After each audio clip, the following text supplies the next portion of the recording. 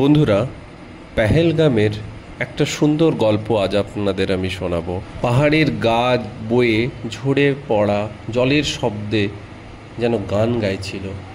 চারিদিকে ছিল শুধু সবুজ আর নীলের মেলবন্ধন। এটা যেন স্বপ্নের মতো একটা জায়গা পেহেলগাম। আরিফ কাশ্মীরি মুসলিম ঘরের ছেলে। ছোটবেলা থেকেই এই উপত্যকার প্রকৃতি আর মানুষের প্রতি তার অসম্ভব ভালোবাসা তার বাবাকে সারিয়েছিল অনেক আগে এক অনাকাঙ্ক্ষিত সন্ত্রাসী হামলায়। মা বলেছিলেন, ঘৃণা নয় বাবা, ভালোবাসাই হবে তোমার জীবনের হাতিয়ার। ট্যুরিস্ট বাস এসে থামতেই আরিফ এগিয়ে গেল। বাস থেকে প্রথমেই নামলেন মীরা সেন, প্রায় 30-এর কোঠায়, শান্ত নিরীহ মেয়ে, কলকাতার এক স্কুলের শিক্ষিকা।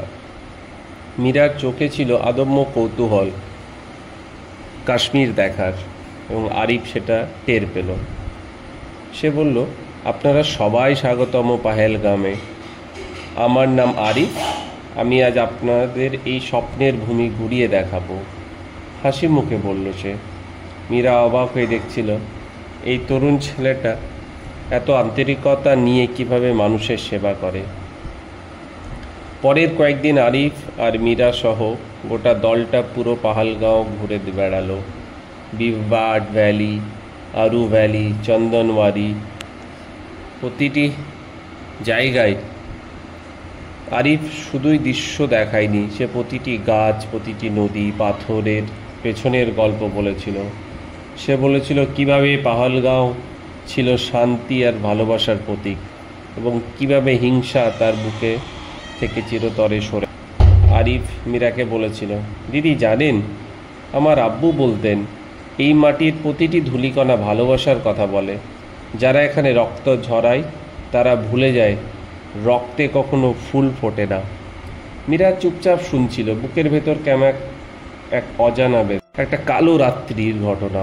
সেই রাত্রিটা যেন অশুভতার ছায়া নিয়ে এসেছিল। সবাই হোটেলে বিশ্রাম নিচ্ছিল, তখন হঠাৎ চারিদিকে গুলির শব্দ ছড়িয়ে পড়ল। আতঙ্কিত পর্যটকরা এদিক ওদিক ছোটাছুটি করছিল। হোটেলের বাইরে কিছু সন্ত্রাসবাদী আক্রমণ চালিয়েছে, পুলিশ ও সেনাবাহিনী প্রতিরোধ করছিল। আনন্দের পেহেলগাঁও মুহূর্তেই রক্তাক্ত নরকে পরিণত হলো। আরিফ কোনো ভয় না পেয়ে সবাইকে বাঁচানোর কাজে নেমে পড়ল। সে মীরা এবং বাকি কয়েকজনের পর্যটককে একটা গোপন চোরাকুঠি দেখিয়ে দিল, যেখানে তারা লুকিয়ে থাকতে পারবে। কিন্তু হঠাৎ একটা বুলেট ছুটে এলো, আরিফের বুক চিরে গেল। সে মাটিতে মুহূর্তেই লুকিয়ে পড়ল, রক্তে ভিজে গেল তার শরীর। মীরা দৌড়ে এসে আরিফের মাথা নিজের কোলে নিল।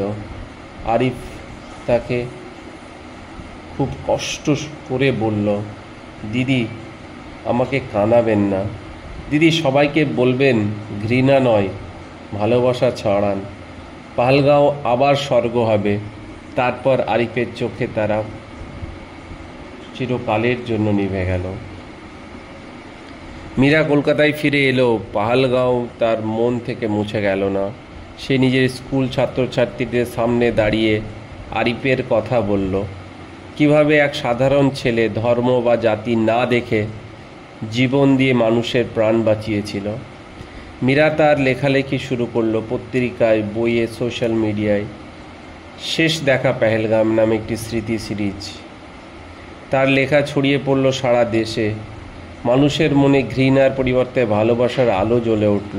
পেহেলগাঁও আবার হাসল, তুষারের নিচে চাপা পড়া স্বপ্নগুলো আবার ফুটতে শুরু করলো। এখানে আরিফ ছিল না, কিন্তু তার বাণী থেকে গেল। ভালোবাসাই শেষ কথা, ভালোবাসায় পেহেলগামের আসল পরিচয়। আর মীরা জানতো যতদিন মানুষ ভালোবাসবে ততদিন পেহেলগাঁও বেঁচে থাকবে। আরিফের আত্মা সেই হিমালয়ের বাতাসে আজও মৃদু স্বরে বলে, ভালোবাসো, মানুষ হও।